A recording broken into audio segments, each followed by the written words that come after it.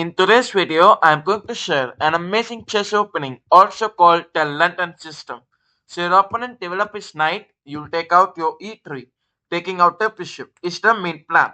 Your opponent plays 6, you'll take out your knight, c5, and then you play c3, creating a strong, solid central attack and a pawn structure.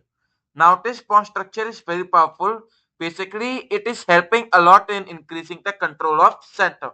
Your opponent develop his bishop, you'll take out your knight, and he castle, you take out your bishop. Now this is the London system, and this is how you play the London. Basically, you take out all your pieces, you activate your knights, which are coordinating with each other, and you take the knight at the center along with this and castle. So this is the London system, and it is a very powerful opening because what you do is you simply focus on your development and attack the king side. Now, how am I attacking the king side? Let me show you. Your opponent develop his knight, you play knight to e5. Your opponent trade it. Then what you can do is take it back from the pawn. Now, why not bishop take? So if you take back from the bishop, your opponent can play c4, you'll take your bishop back, and then he can play b5. Okay, so this is the basic reason that you must not go with bishop take. Now, what happens when you take back from the pawn? You will feel that your bishop is being blocked. So there will be a lot of players as white who will go with bishop take. So it's advised to you that you take back from the pawn. Now if you observe, knight cannot come here, knight cannot come here. And you can observe that if the knight goes to e8, then that's a solid win for you. Because suppose your knight goes to d7 or e8, both the variations are same. I would say knight to d7 because that's attacking the pawn. You'll go with queen x5 and focus on the checkmate. Your opponent will play g6 and then you can play queen to x3 or queen x6. Now with queen g4, this can be quite risky. You know why? Now there are some players who believe that they can create a pawn storm like this by pushing the pawn, creating an attack towards black's king territory and play bishop there. But the problem is your opponent can strike this. You'll do it pass, he'll go with knight take. Ultimately, you have to move the queen back. Okay, he can still try c4, b5, and all these plans. Okay, so this is why I say that you must not go with queen g4. Instead, you can play queen x6. This is the very good response. You can still go with x4, x5, attack this pawn, and even look for some sacrifices. Like this is a very easy win for you. So this is how you play the standard London system. Now there are a lot of players in the world in black side, they never allow you to play the London in the exact manner, right? So you cannot observe that London system in many of the games. So let's see what happens basically. Your opponent strikes the center with the move c5. You play c3, bishop e7, knight e2, and after completing your development, there are a lot of chances your opponent does not accept. Means he can try bishop d6. You can even take the knight backwards, and that's the very important line. The main intention of moving the knight backward. Basically, in many of the cases, there are some players who play h4, and that's an absolutely fine move. But if you are a beginner, you are learning this opening, then I would suggest one very good move, and that is queen h5. Okay, your opponent may try g6 and all. Let him try that. That's not a very big trouble for you. Because you can easily move the queen x6 or you can take the queen backwards. That's up to you. You want to play queen e2 or queen x6. That's completely your choice. Okay, and you don't need to be concerned a lot about this knight. Okay, you can move the queen backward. If he trade, then that's good. You take it back from the pawn. Okay, now he'll try to attack this. He can try f6. He can try queen c7. With queen c7, he is now attacking.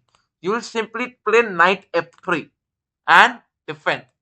And just castle, and that's it. This will be a very good position for you. You just have to attack towards the queen side, the king side. First, you'll castle, and then you can plan for a lot of attacks. And that's up to you how you have to attack and all. Now, let us go backward, and we have another variation. In this line, if your opponent becomes a copycat, and he is trying to copy whatever you are playing. So how can you crush this? So you will play c4. Now with this move, you are striking the center. Your opponent plays 6, you will play knight c3, c6, queen b3, queen b6, and then c5. Now this is how you play against the copycat. Okay, so you open up your bishop, your knight, queen. If he trade, then that's good. You open up the rook file. Okay, he tried bishop c2, trying to attack this. No man, you can play b4. You can even push it, pawn take, knight take, and that's a fork. Looking forward. So that's a very good opening which you can try if your opponent play bishop c5, bishop f5. Otherwise, if your opponent is a King's Indian player and he tries to play knight f6, okay, in some of the variations I have observed that they play knight f6, opening up with the move pawn to c5 along with e6. Now what you do, first of all, you take out e3. Your opponent directly plays c5. I have observed that earlier I explained when e6 and then c5.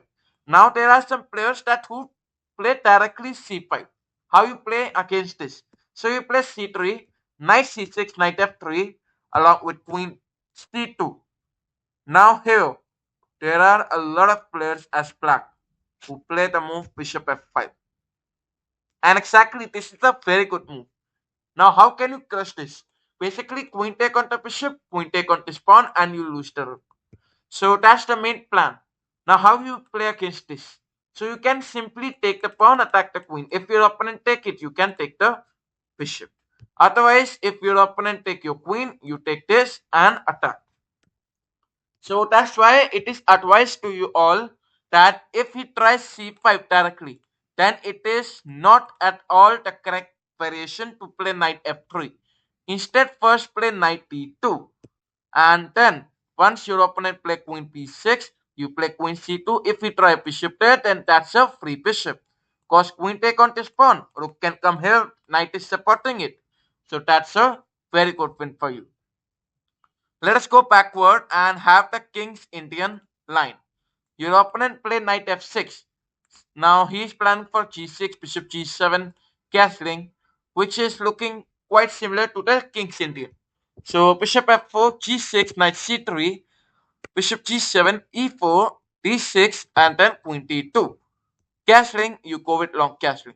Now with this, you are protecting your king side. You'll open up attack like this, along with controlling the center.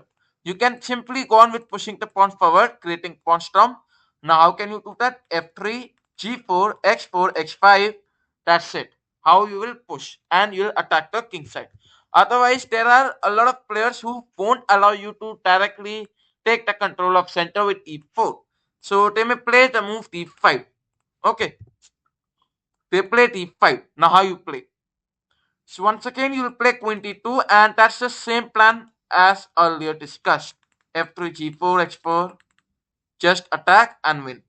So this is the London system. If you enjoyed the video, you may like the video and thanks for watching.